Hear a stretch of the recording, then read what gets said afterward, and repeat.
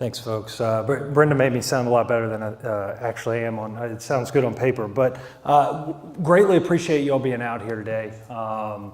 We've been working pretty hard to bring this greenhouse to reality here in Pikeville. I'd like to say first, we're extremely excited to be in Pikeville. Extremely excited to be on campus at the University of Pikeville. When we originally founded App Harvest back in a little over a year ago, January of last year, what our vision kind of was set out on was the 1.2 million acres of reclaimed coal mine land in Central Appalachia, unutilized assets where you got a great place to develop projects. We sat back and kind of looked at what were those better sites that we could go to, and what were most importantly the community and the cities we could target and kind of try to figure out where would be a good home for us. And again, we have been extremely fortunate with the outpouring of support that we've received here in Pikeville. The leadership across the city level has been outstanding to work with. And there is no family relation at this point. I'm calling him Uncle Burton, but the president of the University of Pikeville, Burton Webb, he's a fearless leader. I think what he's trying to do here on campus over the next decade is astounding. And so my background, to give you a little picture on that, and really what I want to do here is kind of download as much as possible as to what we're doing and then open it up for a dialogue and really hope that this is a start of a longer conversation here on campus. And we're here and our team, Seth, Sydney, Ramel, a couple folks showed up. This is not just me, this is a larger team effort. And but again, so my background, I grew up in Central Kentucky. I went to the University of Kentucky. I always looked to Eastern Kentucky kind of as there are big legends out here. You've got Congressman Hal Rogers. You've got Governor Paul Patton. These extraordinary leaders and visionaries themselves. Governor Patton spoke this morning. Goodwill Industries was on campus. The facilities that they've been able to bring to the campus here is really foundational for a company like ourselves or any other company that's coming into this area. So grew up in Central Kentucky. When I got out of undergrad, told folks throughout this process, had an opportunity to look at coal sales, talked to a couple folks about potentially pursuing that path, did not go down that track. And really energy agnostic, but ended up going into large-scale solar development and was a part of developing some of the larger solar projects in the southeast of the U.S. Really just ended up being a decision personally that worked out. Look at, frankly, what's happened across, and you all know better than me. And it's been heartbreaking being outside of the state to see what's happened here in the eastern part of our state and what the decline of coal has meant to this region. So somebody who had a background in large-scale solar development, I wanted to figure out how could we work with a community and work with the eastern part of our state to develop projects.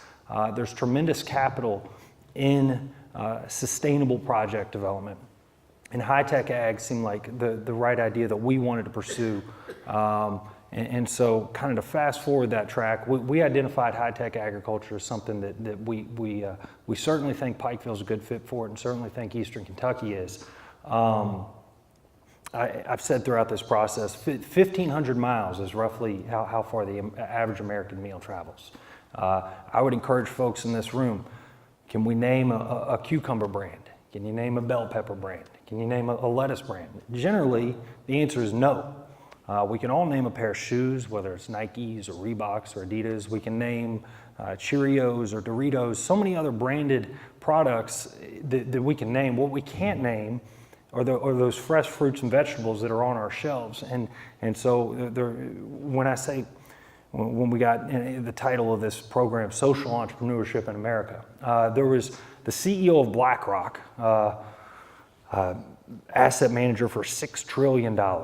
He sent out a letter in January of earlier this year to CEOs across the country and said, if you don't stop thinking beyond quarterly earnings, and if you don't start thinking of societal benefits, then he's kind of deeming it amongst many others, is just bad investments. When we say sustainable, how do we set ourselves up as communities going forward? And so our argument, what we're taking on, and I think there's many challenges that we can face, that we can look to tackle here in Eastern Kentucky, but the challenge we're specifically targeting is agriculture. And we would like to see the eastern part of our state be a part of the solution of solving what is taking place right now. So import, for example, and I'll stay specific to AppHarvest, and then I'm going to open this up a little bit more broadly and how we can try to work collectively to tackle some other items. But agriculture specifically, there's pesticides that are illegal in the U.S., get shipped to other countries, used on produce. That produce is shipped back to our country. We have our produce being grown in the western part of the U.S. and in Southern California, Arizona, drought-stricken regions. You have the Colorado River being diverted down into Arizona to feed produce. So when you ask, why do people not know a produce brand? I can't claim to have the full answer on that. But what we've kind of unraveled over time is people aren't really proud of where the produce is coming from. They're not, the growing conditions, the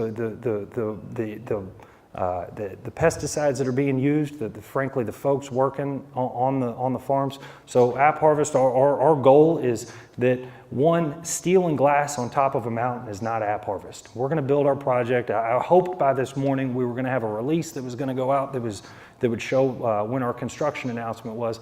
But steel and glass on top of a mountain is not AppHarvest. AppHarvest is the community of Pikeville. AppHarvest is Eastern Kentucky. It's the people here. That's what AppHarvest is. And so as we go forward, we've gotten a lot of attention to date, in both in the region and outside of the region. There's a talk going on in Washington, D.C. this afternoon. Steve Case, one of our investors, was the founder of AOL. He's leading that talk this afternoon. Folks are talking in circles, and where we're at is we've got to prove ourselves, and we got to put glass and steel on top of that mountain, and we've got to start construction. But once we do that, we need to have other entrepreneurs in this community working alongside us to tackle some of the challenges that are here in the eastern part of our state. As somebody who lived in D.C. for almost 6 years, other people might have opinions, and folks in our state are fighting for us, but no one's going to solve these problems. And that's where I was with Josh Ball from SOAR this morning. And Josh just sent me a great email earlier, and greatly appreciate that. And Josh has outlined that, the eastern part of our state has got some of the hardest working people in this country. There's no doubt about that. We powered this country, and people say, for example, coal powered this country. No, it was people in Eastern Kentucky that powered this country, and great engineering minds in the eastern part of our state. And how do we leverage that? And here on campus at the University of Pikeville, we have an opportunity right now. AppHarvest, when we start construction up there, and I know there's no one fighting any harder than myself to try to start construction. Day and night, we're working hard. We're going to do it. We're going to be successful. It's been a challenge. It's not easy to build on these mountaintops. But once we start, we're going to get a wave of attention. We've gotten a little bit now, and we're going to get a lot after. And it's what do we do with that? And I had dinner with Burton Webb. Appreciate him having me over at his house on Monday night. Still trying to get settled in my house. So I'm out in Harold, Kentucky. So I'm here, I'm committed. But how do we find other entrepreneurs in this community that with conviction, with commitment, with focus, tackle some of these challenges? No one's going to tackle the challenges for us. And I think with that, those challenges come great opportunity. But being a student here on campus right now, you have tremendous resources around you. You have community leaders that I put up against any city in this country right now. And I've been this process with AppHarvest. I've been very blessed to talk to a lot of influential folks, both inside of our state, around the region, around the country, and around the world for that matter. And the common thread I'm hearing is we'll get support. We might even get funding for other ideas, but no one's going to come in here and tackle these hard problems that folks like SOAR are trying to address. So you've got, when we say challenges, look at the opportunity. Some high poverty, high unemployment rates, high obesity, high diabetes, and of course the opioid crisis. We could look at those as very negative things out here in Eastern Kentucky, or we can look at them as challenges that we're going to come up with free market solutions for And we collectively are going to tackle those problems. And so App Harvest hopes to be a small player in the larger picture. There's incredible stakeholders out here that are committed to helping us find those solutions, but it's got to be entrepreneurs. It's got to be folks on the ground coming up with these solutions and working together in tandem. So I'll take Q&A here in a second, and I could go on and on about App Harvest. I'm fired up about what we're doing. But I really want to make this about an ecosystem of entrepreneurship. And I hope in the next 24 to 36 months, not only are we going to have started construction on this greenhouse, hopefully a second greenhouse, but there'll be other winners in this community. There'll be other folks tackling these very hard challenges that are around us. With that being said, the leadership here is second to none. We've been very fortunate to have one of the best congressmen in the country right here in Eastern Kentucky. Congressman Hal Rogers, decades long. We're walking in as a pretty young team, and people think, wow, this happened in 6 months. No, this didn't happen in 6 months. This took 10 to 15 years of planning to get to this point. Governor Paul Patton, who built this, led the university to help get this new HPE building built. That facility is going to help attract talent to this region. It's taken decades of leadership to get us to this point, but it's going to take entrepreneurs to continue to pick up the baton and run and sprint. So I'm hopeful about App Harvest. I'm hopeful that we're going to execute on our strategy. Not easy. So we've got some of the best greenhouse builders in the world coming here, and they're all saying, Jonathan, why did you decide to build on top of a mountain? Well, we don't really have a whole lot of options around here. That's where we have to build. So we'll figure it out. It's a challenging project, but like I was saying a minute ago, steel and glass on a mountain is not App Harvest. The community is App Harvest. And so it's going to be critical that we work with the community. And we've stayed pretty hunkered down right now. We've been focused on construction.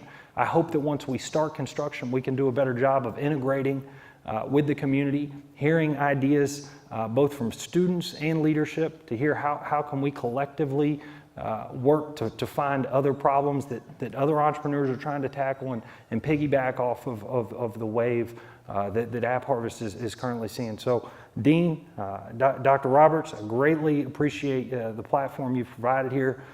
Lori Worth, Provost, incredible leadership here at the University of Pikeville. I've been all over the place, and I truly mean it. I'm all in on this city. I greatly appreciate the warm welcome you all have provided. That is what entrepreneurs need to succeed. They need a city that's going to partner with them. And so about 2 months ago, had the privilege of speaking at Georgetown Law School about venture capital investing. It's one of the first times I was on a law campus and talking to a bunch of Georgetown law students about venture capital investing, trying to even wrap my head around that. But the purpose of that talk with Steve Case, who's out there driving this thing, people are they're second guessing investing in San Francisco, investing in Washington, D.C., investing in companies in New York. If you want, in my opinion, and what I've said about it, and we've got to succeed, we got to prove our model. But I think partnering with this city was the absolute right decision for us. And as entrepreneurs, yourself, take this time. You've got time in school to be able to come up with your own ideas. Partner with this community, or go down to Hazard, partner with that community.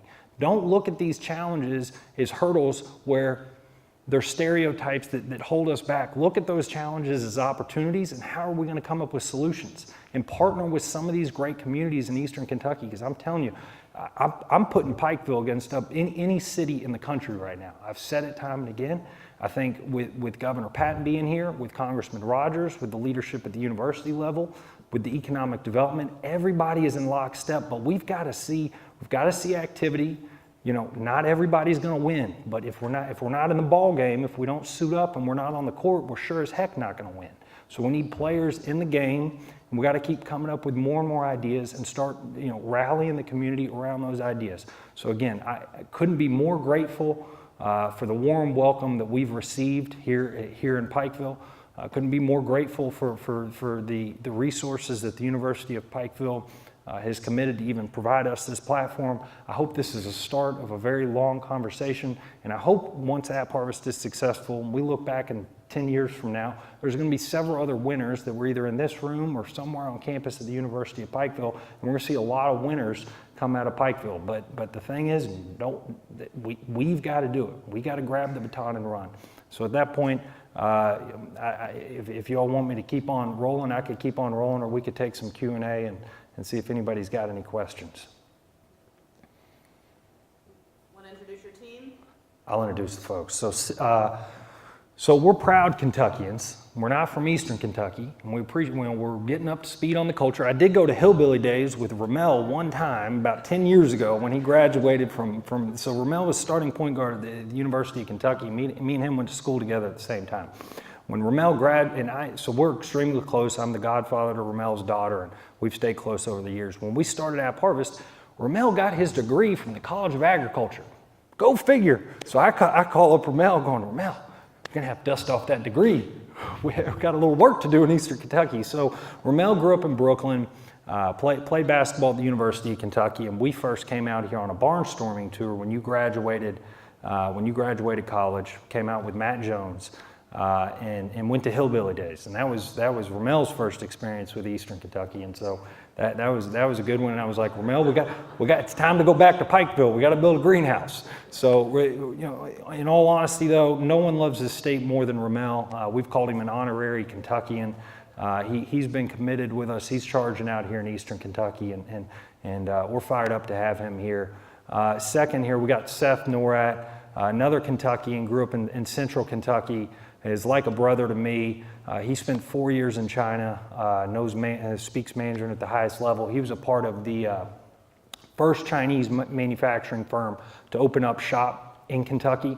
So Seth understands how to stand up an operation, and we're grateful to have him helping stand up our operation here at App Harvest. And then lastly, here's another Kentuckian, Sydney Fulkerson. Sydney's from Louisville. She's been living in LA for a little while, and we just got Sydney to join the team last Monday. We're extremely excited. She's Chief Design Officer, so everything you see on the interwebs, Sydney probably designed it. But she's designing the brand itself. And then, frankly, there's folks in the room, even Charles Mims and Chris Epling, I don't believe is here, but we're going to build a national produce brand. So when we've said, can anybody in this room name a cucumber brand or a bell pepper brand?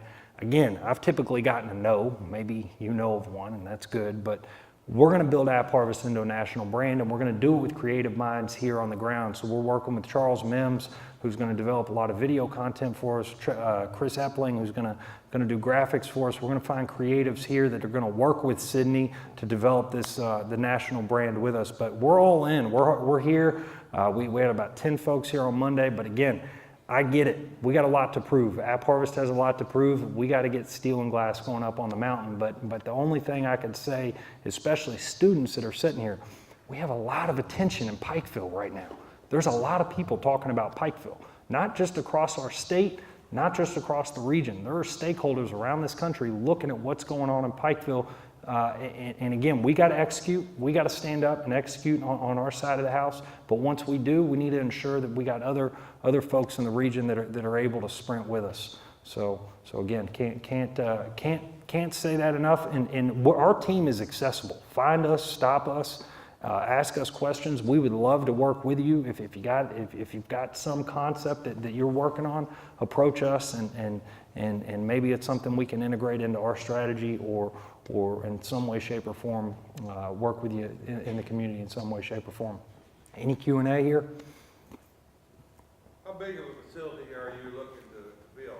An acre, half acre? How big? It's a big one. So we're looking at 32 acres under glass for that first structure. And what we have got committed to us from our partners is that seems large to us, right? 32 acre greenhouse. It's a tiny drop in the bucket. So again, I'm going to be selfish and I won't talk about App Harvest too much, but to talk about, we had 4 billion pounds of tomatoes that came out of Mexico last year. 4 billion. That was roughly 1 billion pounds a little over 10 years ago. So we're going to roll back that. We're going to reverse that trend.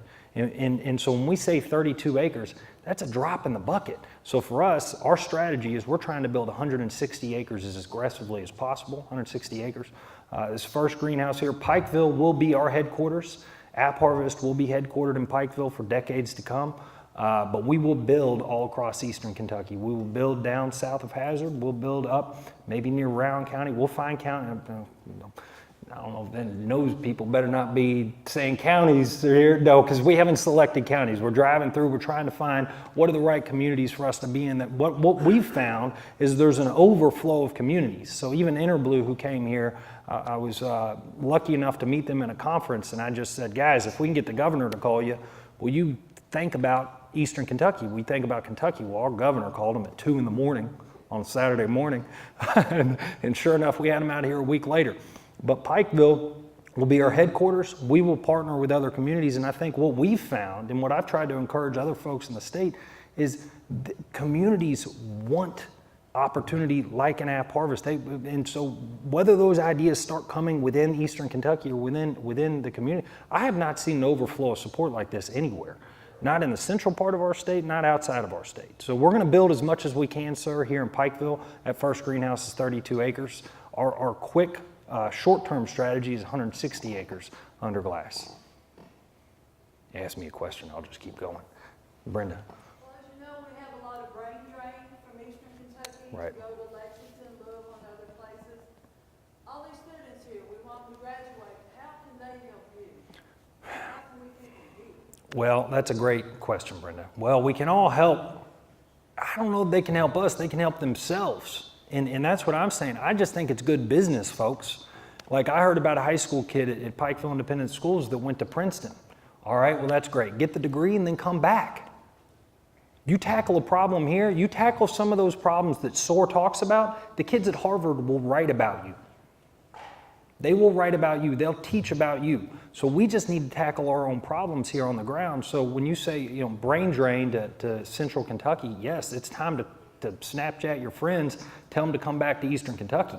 Now is the time to come back. We think, stakeholders are here. We just got to reach out and get some folks back. But Brenda, to kind of follow on, I think a lot of people are watching us. I mean, there is a lot of pressure on our team, and we take it on because a lot of people have put credibility on the line that have believed in us to get us to this point, which also I think is critical for entrepreneurs. It's critical. We got to believe in folks, or no one else is going to believe in us. But we have to succeed. We have got to be successful. But when we are, Brenda, we got to find a way to get folks back here. And we will. And even these UPS signs that are around town trying to get folks to go to Louisville. So I met with some folks in Louisville. UPS employs 24,000 people in Louisville. 24,000. And our model is very similar to the labor model of UPS. And so we're trying to fit, and we're going to offer classes and nights and weekends, same way UPS does. We have our labor bracket at the top is going to be a higher end, highly skilled trained workforce, but for the most part, we just need folks that are going to show up and work, similar to like a UPS. Well, if there's 24,000 UPS employees in Louisville, and they've got billboards all around eastern Kentucky recruiting the best workers in the country to go to Louisville to work for them, we just need to get companies to come here and open up shop and keep the employment right here. So it's been, it's what our model is built on. We are completely built on what we think is a foundation of ingenuity and determination and grit and faith that we all talk about right here in eastern Kentucky. And that's why App Harvest is here. Again, I can't say it enough. So if people have left eastern Kentucky, I would hope that maybe through these news clippings that keep going out, maybe they're looking from afar. We keep making noise here of what's going on, and again, App Harvest needs to be successful, but I hope with time, Brenda, we can get folks back to eastern Kentucky working alongside App Harvest. But when you say, how do they help App Harvest? I mean, right now, we need them, they could possibly work with us, and that's a possibility, but there's so many problems to tackle here that we need folks digging in deep, coming up with solutions, and again, that spirit of entrepreneurship here in the eastern part of our state, that's what coal was built on. I mean, you had folks that, that's all it was, pure entrepreneurship. So we got to take that tenacity and just tackle some of these other challenges that SOAR has so well identified. And frankly, we have, the biggest and most influential people in the world have been coming here trying to look at these problems. Now, they're not solving them for us. It's great Mark Zuckerberg comes to eastern Kentucky, but is he solving any problem? It's great Bill Gates came to eastern Kentucky, and maybe we can get some funding from those folks. Hopefully we can contact Melinda Gates and go, hey, we got an entrepreneur here trying to tackle a problem. Why don't you fund his startup? And maybe that's somebody in this crowd, but we've got to come up with solutions. Then we can go get people to try to put in resources to tackle the problems. But right now, no one's going to come in on the ground and try and tackle these problems. So maybe I'm driving a little hard on that one, but I think, again, if I'm a kid at Princeton that grew up in Eastern Kentucky, by the way, I got an undergraduate degree from the University of Kentucky. I spoke at Georgetown Law School. Okay, there's kids here that are getting MBAs at the University of Pikeville. I looked at your curriculum, the MBA curriculum. Big fan. Actually, somebody on our team might end up taking that program. You're going to be more qualified and have more credentials than I do. So if you're here at the University of Pikeville, part of it is just feeling empowered and get your undergrad degree. This is as good of a degree as you're going to get anywhere in the country. And if you're getting that MBA, then you've got credentials that are above me. Actually, no one on my team has a master's, so we're actually trying to get someone to pursue that.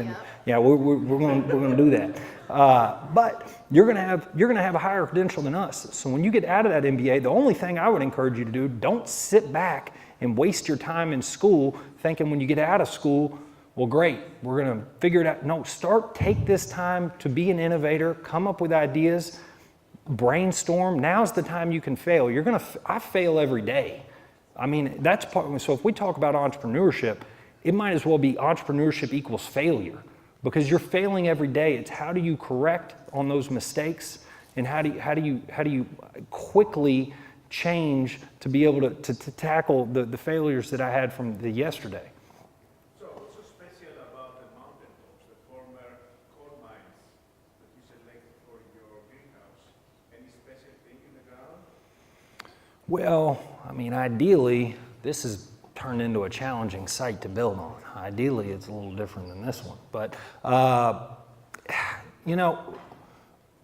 well, we need utilities, so water, sewer, natural gas.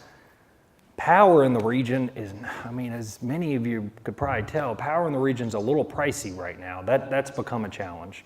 But water, sewer, natural gas, electric, and then what we want to actually build on is what anybody else who builds any structure would want to build on is something that's stable. So I will say building on a reclaimed mine site has turned to be extraordinarily challenging because you have the settlement issues. But you know, we could talk offline and we could identify some of those criteria of what we're looking at. After the production of your greenhouses, how do you plan to enter the market and get your costs low enough to have a better competitive advantage over businesses that have been around for decades too? Right. So, well, we got a little fortunate here. So we had a town hall roasted coffee. There were only about 15 people that showed up, but we had the right 15 people in the room. We had Burton Webb. Lori, you were there, weren't you? And then Sunset Produce sent their head of sales and planning. So again, back to start a company here and make noise. People are going to contact you. They're going to contact you because people see what's going on in Pike. People want to get involved with stuff in Eastern Kentucky. We just need to come up with a solution. So to answer your question, Sunset Produce is the biggest greenhouse company in North America. They're based in Canada. Most of their holdings are in Mexico.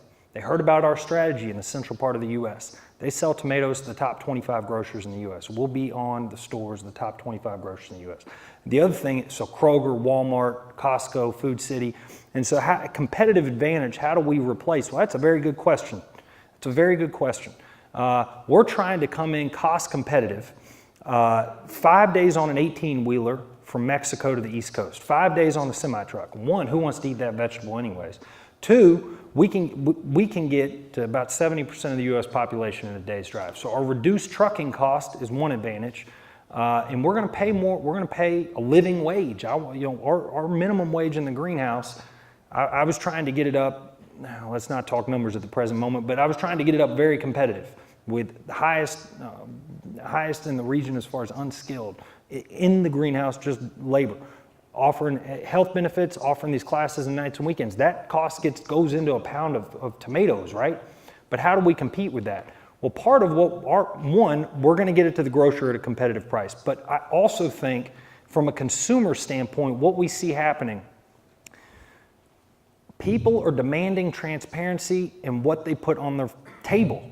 I mean, if I'm a mother, again, we talk about some of the highest rates in the country here in Eastern Kentucky. I got cancer hitting my family, and it's been heart-wrenching. And so food is something we all eat 3-4 times a day, yet we don't know where it comes from. So I would like to think collectively we're going to put pressure. This goes outside of this region, so we've got strategies that are specific to this region, and then we're going to make noise nationally, which is are people willing to pay 5 cents more, 10 cents more for something that doesn't have pesticides, is not genetically modified? We have growing conditions that everybody can be proud of. You can go in and see our labor conditions in our greenhouse. So price is something. Right now, grocers have done a price war to the bottom. They want to get the cheapest possible thing on your shelf, low quality, questionable growing conditions, and no one's really pushing back on it. And so I hope there's a small consumer element where if we can get pressure on the grocers, we're going to be on store shelves. I'm not worried about App Harvest, but when we talk more collectively and also just lay out, because there's other growers in the region, we have not done a good job yet of reaching out to farmers in Eastern Kentucky and other folks in Eastern Kentucky because we have got to start construction. But I can tell you the moment we start construction, we will be advocates for other farmers in the region. We want to get them on the store shelves with us. It's very clear who our competition is. Our competition is 2,000 miles the other direction. That's our competition. It's not here. So I know some people have had some real consternation on, well, are we going to displace domestic production? That's not the game plan at all. We're going to displace the 4 billion pounds of tomatoes coming out of another country 2,000 miles away. So yes, we hope to be price competitive and get it on the shelf at the same price, but we're also going to push back on the grocers to ensure that they're putting a good quality produce on the shelf and maybe they eat a little bit of that cost with us. But we're pretty confident that we can be cost competitive. I don't know what my time constraints are, but I could keep going. Any other Q&A? We have time for a few more questions. Okay. One of your long-term goals, the hopes to expand across the country. We're going to stay here in Eastern Kentucky. I've got commitments on my end after talking to some of the largest grocers in the country. We got a lot of acreage under glass we could build. We're not going to be able to build it quick enough. We're not going to be able to operate it quick enough. We're committed to Eastern Kentucky unless something drove us to another state right outside of it. But we're looking to build here. So again, if you just take a map and you zoom out, and also if you take the benefits of Pikeville, if you zoom out on that map and you put a pin in, we can get to all the major markets in a day's drive. The same reason UPS's World Port is in Louisville, the same reason Amazon Prime, their Prime hub is going to be a $2 billion hub in Northern Kentucky. We are centrally located. This is a great place to have a headquarters. Great place. So we're not going anywhere else. We're going to build App Harvest as a produce hub here in Pikeville. It's going to expand through Eastern Kentucky, but we're going to stay right here in the region. And again, the idea is create the produce hub, build the infrastructure here, and just displace that production that's coming 2,000 miles. Do you guys have any idea for like a renewable resource install AEP? We are working on our electric demands as we speak. All options. I mean, there's a lot of gas in the region, a lot of natural gas in the region, and so we found that to be far more cost competitive than some other options. As we know, we've also said we don't want to be in the power business. We want to be in the growing the vegetable business, and the fact that industrial folks have to look at producing their own power is all, that's a challenge in and of itself. So we'll do what we need to do to be successful in this project, but really want to focus in on just building the greenhouse and letting somebody else supply us the power. But we're working on that. Has anybody got one? And if you don't feel like this is the forum to do it, but if you have your own idea and you're tackling one of these problems in the eastern part of our state, I encourage you to reach out to us. I mean, that's why. So Sydney just got back here about 30 minutes ago. She was on campus at Stanford on Monday. People all around the country are asking, well, what in the heck is going on in Pikeville? They're asking, but now we got to come up, again, it's got to be more than App Harvest. So we're going to be one team charging. There's got to be other folks charging with us. The leadership here, I can't say it enough. At some point, you just got to thank the guidance from above to get us to this city, but we stacked this city up against anybody in the country. Or no? Do you have a preliminary plan as to the number of employees that you expect to hire at different times? Right, yeah, so we would have roughly 140 employees at the first greenhouse, 32-acre greenhouse. And then we've told you our plan is to develop 160 acres here as quickly as we can get this first greenhouse going. So you can kind of do the math up from there. Out of those employees, how many could be highly skilled and how many are just, regularly unskilled? So again, we're trying to equate it with a majority of our employees are going to be those employees that leave here to go work for UPS. And that's a majority.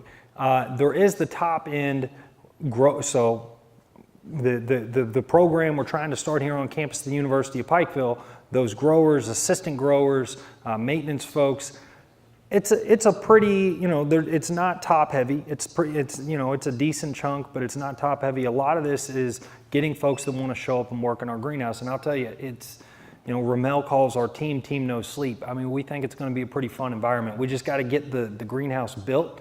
But if people are going to come work for App Harvest and you show up 8 hours a day, and it might be folks in this room or other folks that have been distressed and need a job, we're pretty excited about the environment we're going to create up there, up on the mountaintop. So we hope for many folks, it'll be a chance back in the workforce and maybe a step to something else in the region that could upskill. So we'll be offering those classes. We're figuring out what looks like. I think right now the UPS has their partnership with the University of Louisville. Hopefully we can find a similar partnership with the University of Pikeville and get people upskilled as they're with us and get us onto another track that might 2 to 3 years be more fruitful for them.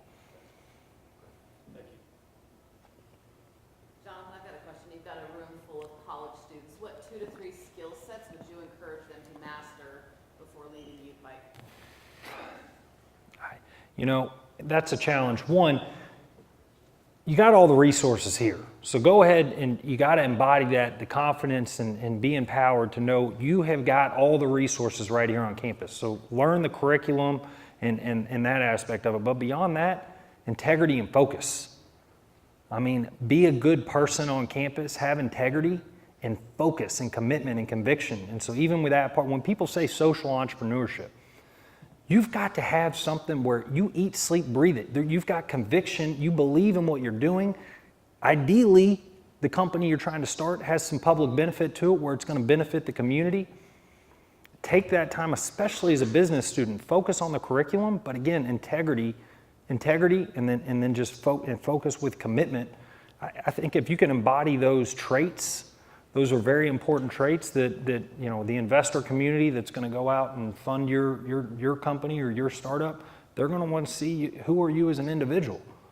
And that's equally as important as what you're learning in the classroom and the curriculum. I am 100% confident you're providing the right curriculum. It's just ensuring that people have that confidence once they step out, if they even do go. And that's the other thing. When you get out of school, take a good, maybe I can't tell you what to do one way or the other, but you've got an opportunity to take a little risk and start your own enterprise. And you've got the time right now to be planning that and bouncing those ideas off your teachers. So I would say utilize this time as best as possible and utilize the resources on campus. If you don't have a finance background, find somebody who does have a deep finance background, get them to the table with you.